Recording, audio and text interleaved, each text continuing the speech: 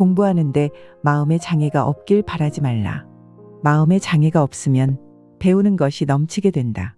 그래서 성인이 말씀하시길 장애 속에서 해탈을 얻으라 하였느니라.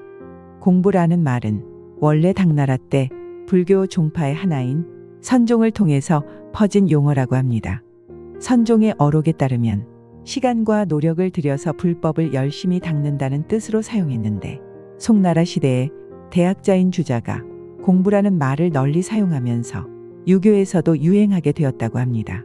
이렇게 하여 우리나라에서도 불교와 유교를 통하여 공부라는 말이 자연스럽게 유입되었고, 현재 우리가 사용하는 일반적인 개념으로 굳어졌다고 합니다.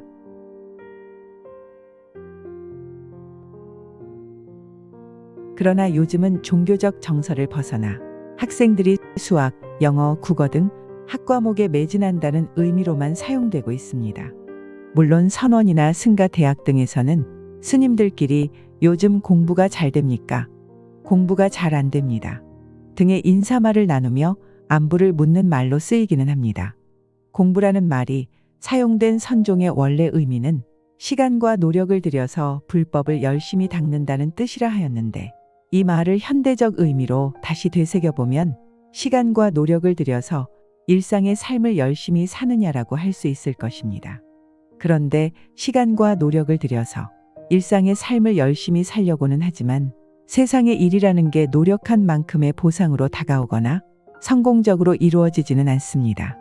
학생이든 직장인이든 주부든 삶을 살아가는 과정에는 우리가 전혀 예측하지 못하는 가시덤불 같은 난관과 장애를 수없이 맞닥뜨리게 됩니다. 거듭 말하지만 우리가 사는 이 세상은 아무리 힘들고 괴롭더라도 반복적으로 참고 견뎌야만 하는 세상, 곧 사바세계라 하였습니다. 지금까지 우리는 이 세상을 살아오면서 가시덤불 같던 장애를 얼마나 많이 겪으면서 살아왔습니까? 하지만 이와 같은 장애는 지나온 삶으로만 끝난 것이 아니라 앞으로 살아가야 할 내일도 모레도 미래에도 있을 것이며 앞으로도 계속해서 마주치며 살아가야만 합니다. 만약 우리가 살아온 지난 과거에 어떠한 장애나 난관이 없었다고 한다면 현재 우리는 어떤 삶을 살고 있을까요? 단언컨대 어떤 불편도 없고 장애도 없었다고 한다면 구태여 시간과 노력을 들여서 발전하여야 할 이유도 없었을 겁니다. 공부 역시 장애가 없으면 시간과 노력을 들여서 배워야 할 이유가 없을 것입니다. 또한 장애 없는 공부는 한계를 벗어나게 할 것입니다. 한계를 벗어나게 되면 어떻게 되겠습니까? 과유불급이라는 말과 같이 모자람만 못하는 상황이 발생되기도 합니다. 일상에서 좋지 못한 일이 발생할 때 삼재팔란이라는 말이 있습니다. 이 말은 불과 물, 그리고 바람과 8가지의 재난을 의미하는데, 이 중에서도 불과 물, 그리고 바람을 재앙에 빗대어 삼재라 합니다. 이 말은 곧 물이 재앙이 되고 불이 재앙이 되고 또 바람이 재앙이 된다는 말인데, 어찌 적당한 불과 물, 그리고 바람이 재앙이 될 수 있겠습니까?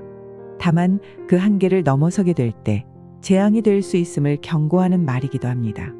세상사의 모든 이치는 임계점이 있습니다. 임계점을 벗어난다는 것은 세상과의 이별을 의미합니다. 우리가 살아가는 삶은 곧 장애물 경주와 같다고 할 수 있습니다. 그렇기에 우리의 삶에서 장애를 법과 같이 여기고 한 단계 한 단계를 잘 넘어가다 보면 조금은 느린 것 같아도 언젠가는 결승선에 이르게 될 것입니다. 인생이나 공부는 누구와의 경쟁이 아니라 결국은 자기 자신과의 경쟁입니다. 다시 한번 되새겨 보겠습니다.